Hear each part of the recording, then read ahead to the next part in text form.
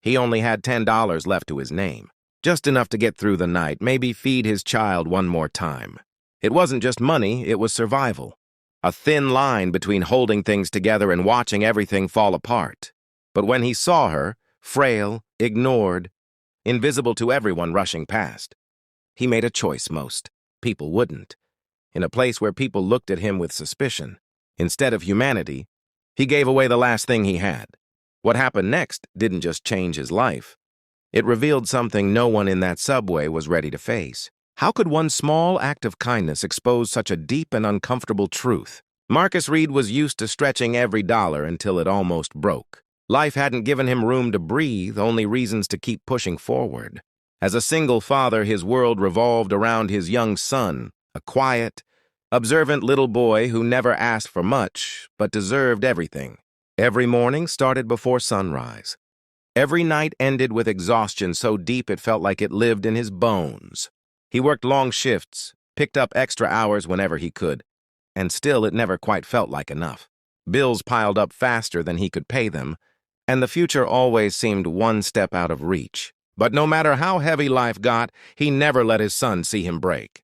The city they lived in didn't make things easier. It moved fast, cold, and indifferent.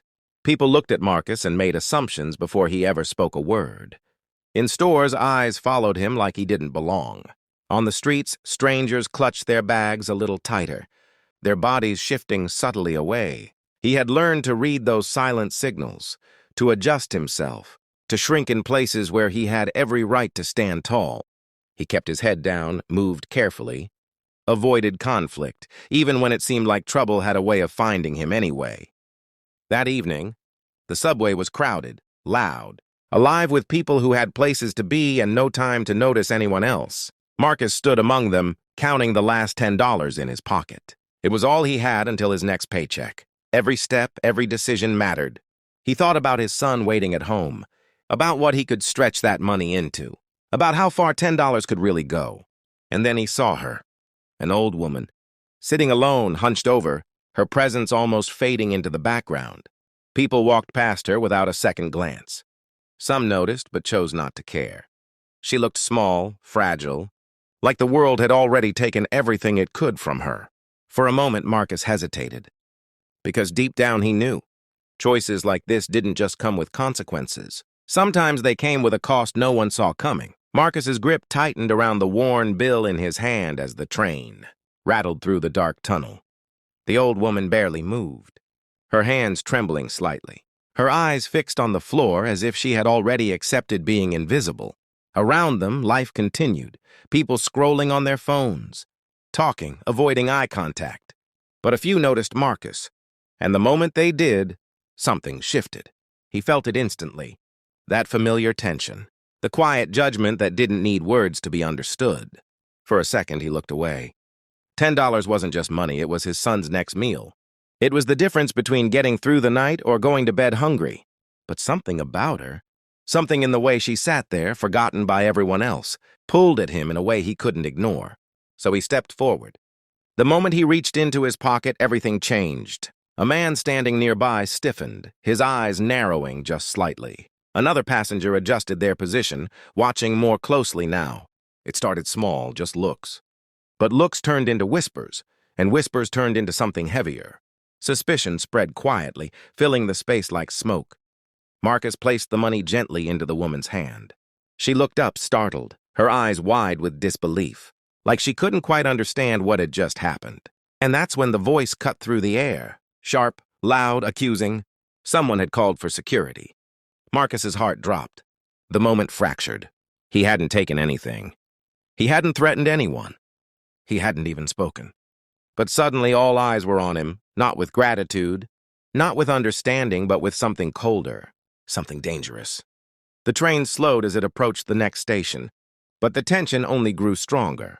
Two uniformed officers stepped in as the doors opened, scanning the car before locking onto Marcus, like they already knew exactly who they were looking for.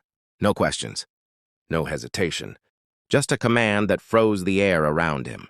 Passengers leaned back, creating space, distance, as if he carried something contagious. The old woman tried to speak, her lips moving, her voice barely rising above the noise, but no one listened. No one wanted to hear her.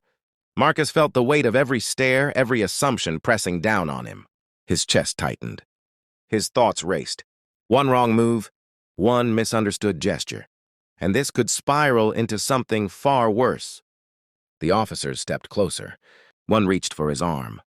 And in that moment, Marcus realized this was never about what he did. It was about who they believed he was. The train doors shut behind them with a heavy clang, and there was no easy way out.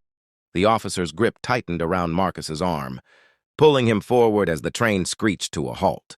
The noise was deafening, but it couldn't drown out the pounding in his chest. He tried to stay still, to stay calm, but calm didn't seem to matter anymore. Hands pushed him against the cold metal pole. Rough, immediate, final. Passengers watched in silence, some lifting their phones, others turning away, unwilling to face how quickly kindness had turned into suspicion. How easily humanity had been replaced by fear. Marcus's mind raced. His son's face flashed before him. The empty kitchen. The last $10 now gone. He had nothing left, not even control of this moment. The officers spoke, but their words blurred into noise, commands, accusations. None of it made sense. No one asked what really happened. No one cared to. And then, a fragile voice broke through the chaos. The old woman.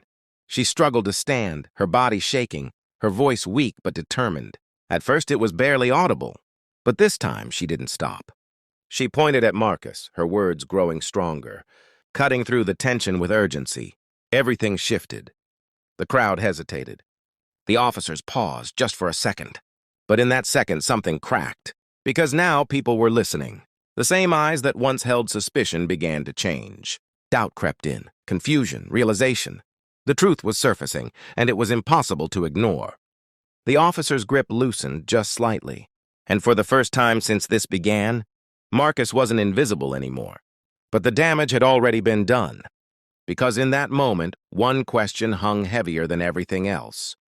How many times had this happened?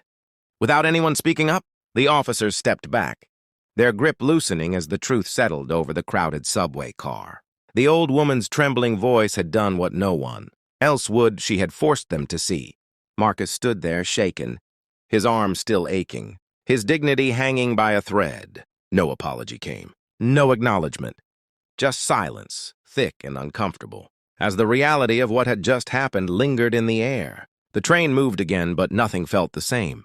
When Marcus finally stepped off at his stop, the weight of the moment followed him. Each step felt heavier than the last. The city looked the same, but it didn't feel the same anymore. He walked home slower than usual, his mind replaying every second, every glance, every assumption. He had done something good, something selfless, and yet it had nearly cost him everything. That night, when he looked at his son, he smiled. But it was different now.